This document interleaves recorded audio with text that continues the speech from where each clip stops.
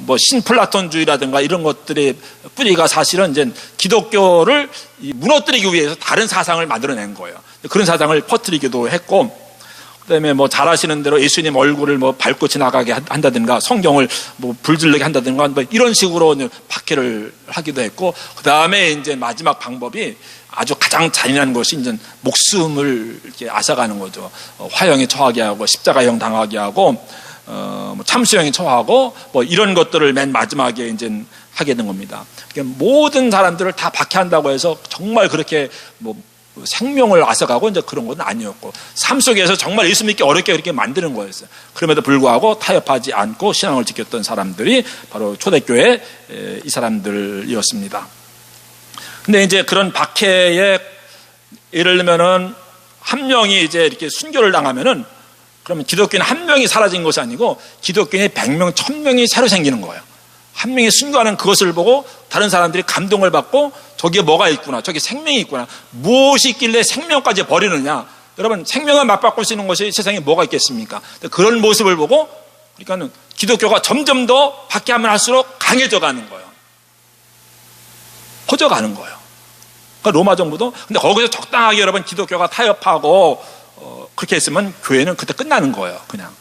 근데 오히려 분명하게 믿음의 정교를 지키고 목숨 걸고 믿음 지키고, 그것 때문에 박해가 가해졌습니다만 박해가 가해졌기 때문에 그때 교인들이 살아있을 수가 있었고 더 많은 교회가 생기게 되었고, 그래서 기독교가 마침내 공인되어지게 되는 그런 데까지 나가게 된 것이죠.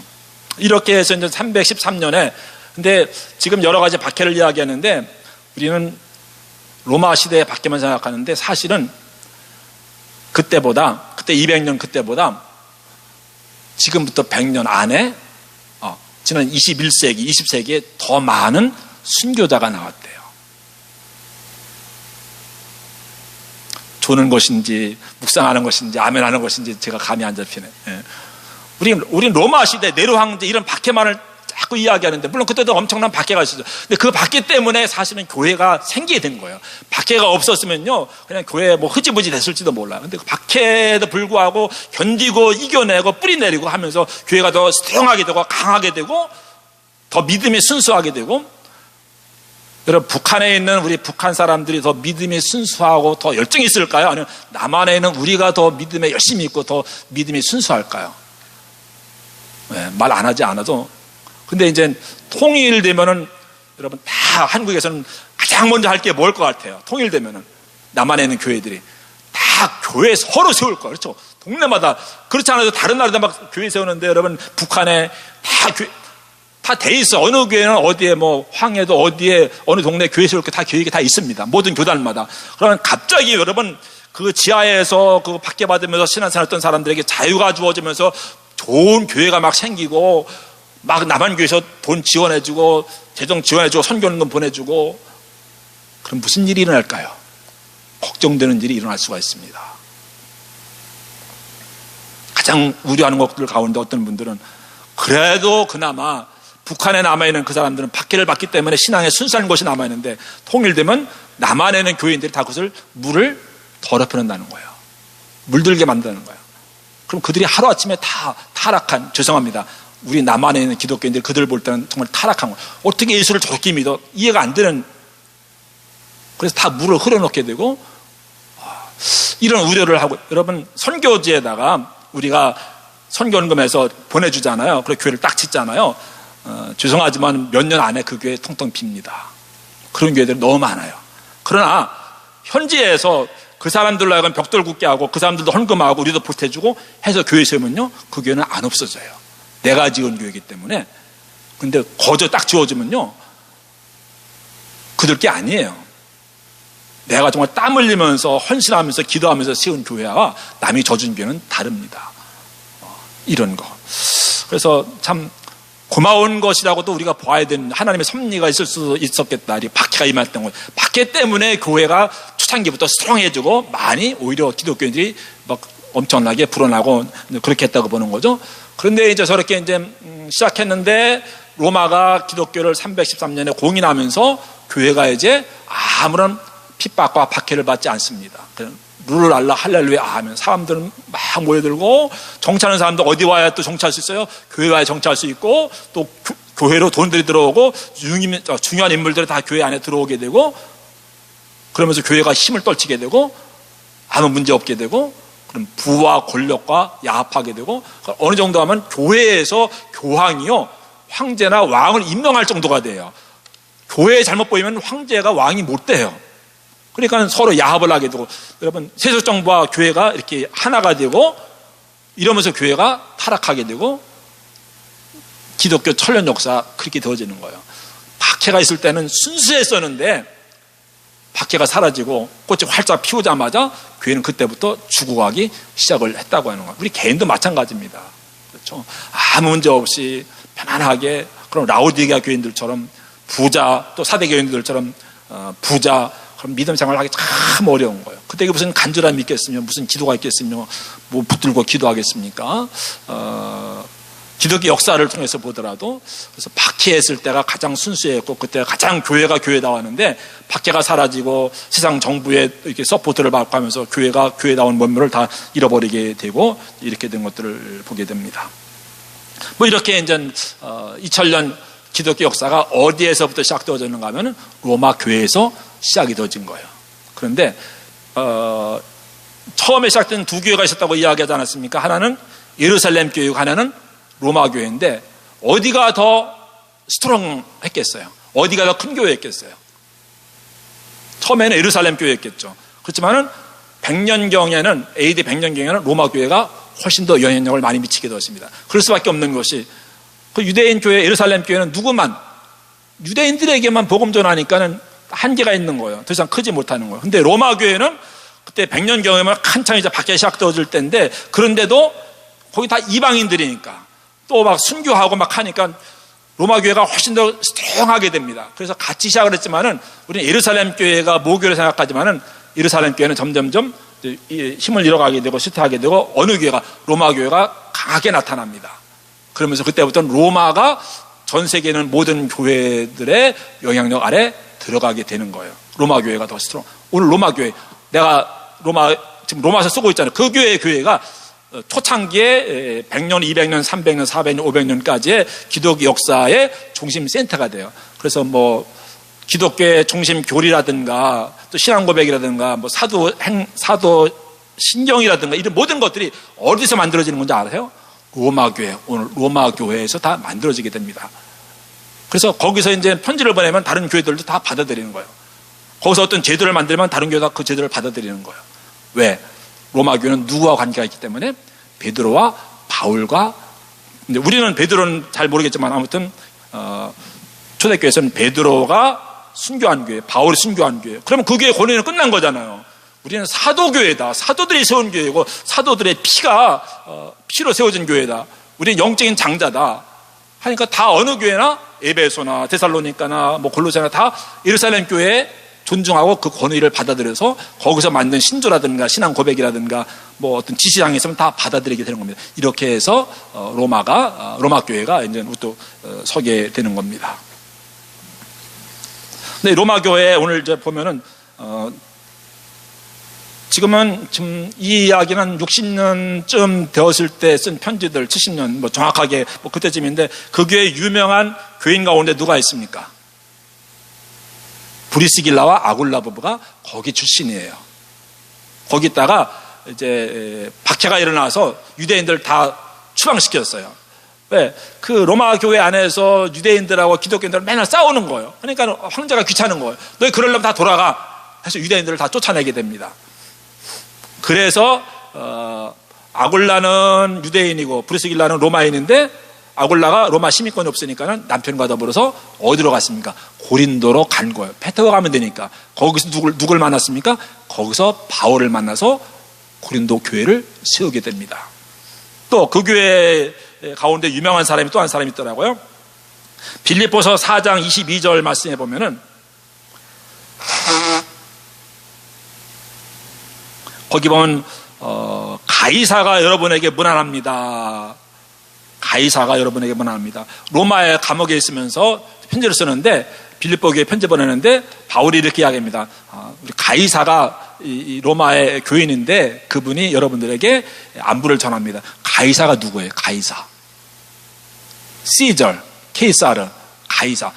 그러니까 이 사람은 황제 집안이에요. 황제는 아니더라도 가이사 집안 사람들이, 그러니까 황제는 아니더라도 그 집안 사람들, 최고 높은 사람들이 어디 나오는 거? 그때부터 이미 교회에 나온 겁니다. 로마 교회가 그런 교회였어요.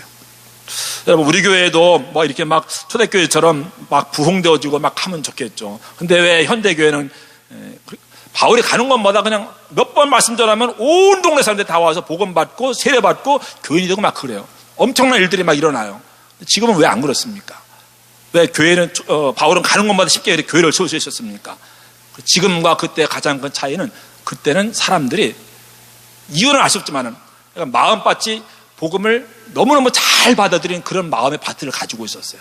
문화가 그랬는지 어떤 요인이 있었는지는 아직 제가 잘 모르겠지만은 아무튼 가는 곳마다 말씀을 너무 잘 받아들이는 거예요. 근데 그 당시에 모든 어느 한 지역 교회가 아니고 모든 지역의 모든 교회들이 다 그렇게 복음을 받아들여요. 그러니까 막 한 주만 두 주만 세 주만 모임 말씀 전하면 몇십 명 막 100명 교회가 세워지는 거예요. 지금은 어림도 없죠.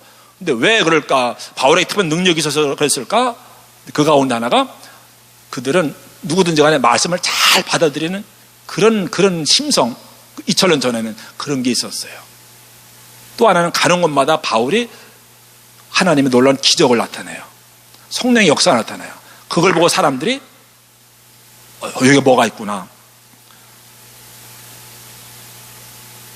근데 지금도 중국이나 아프리카나 왜 바울이 가는 곳마다 기적이 나타나고 그것 때문에 교인들이 모여들게 되고 바울의 권위가 인정받게 되고 복음을 전하게 되고, 근데 지금도 우리가 지금 미국에 사니까 그렇지만은 한국도요, 70년대 이럴 때는 막 병나는 기적이 뭐 많이 나타났잖아요. 지금 이런 일들이 이제 중국이나 이슬람권이나 아프리카로 가면은 아무나 가도, 죄송합니다, 저 같은 사람 가도 기도하면 병자가 막 낫고 막 이런 일들이 나타나요.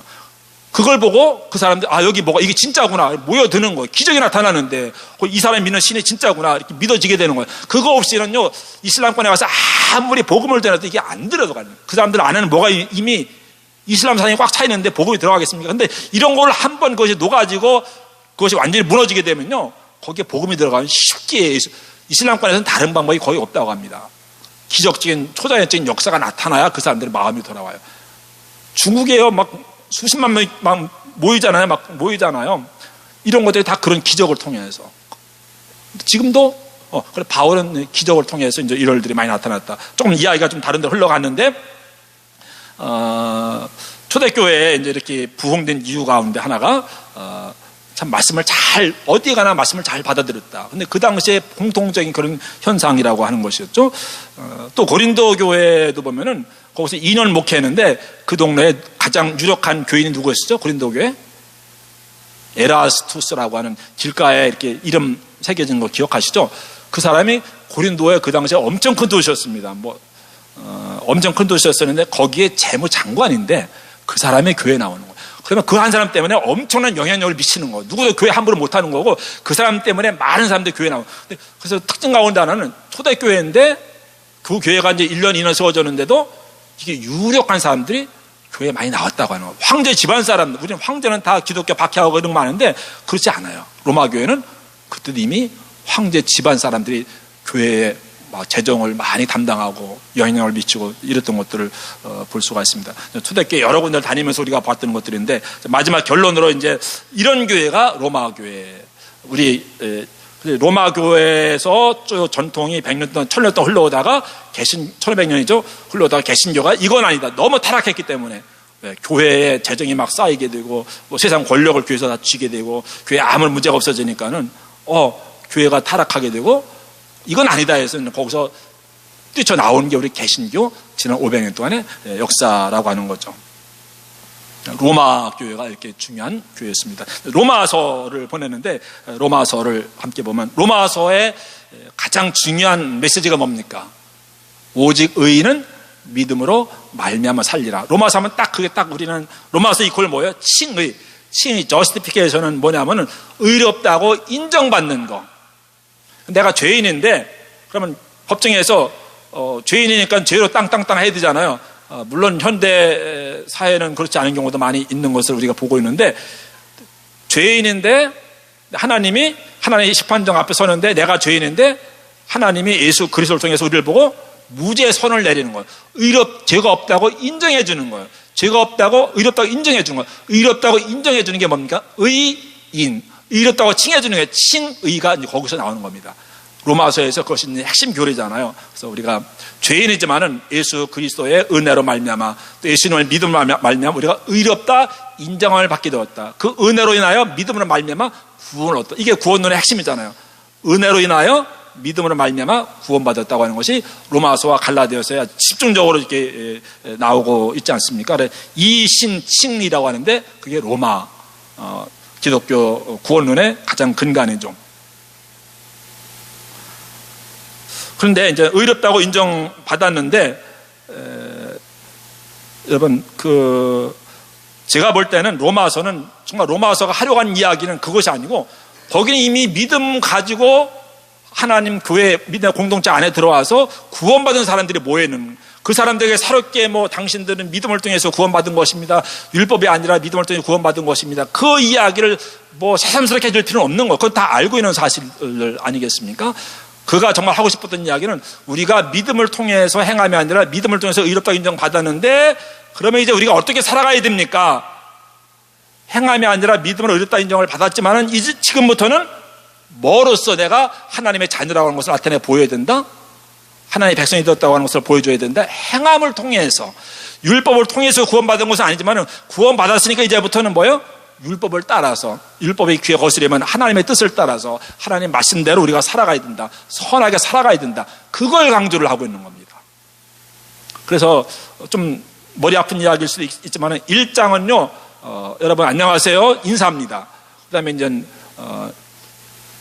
2장은 모든 사람이 죄인이다. 그 다음에 3장, 4장, 5장에서는 지금 이야기한 우리가 행함이 아니라 율법이 아니라 믿음으로 구원받습니다. 그 이야기를 합니다. 그 다음부터는 나머지 5, 6, 7, 8, 9, 10, 그 다음에 6, 7, 8, 그 다음에 12, 13, 14, 6장에 걸쳐서는 믿음으로 구원받은 우리가 그러므로 어떻게 살아가야 되는가를 이야기를 하고 있습니다. 복잡한 이야기인데 쉽게 이야기하면 칭의에 대해서는 앞에서 3장만 이야기합니다.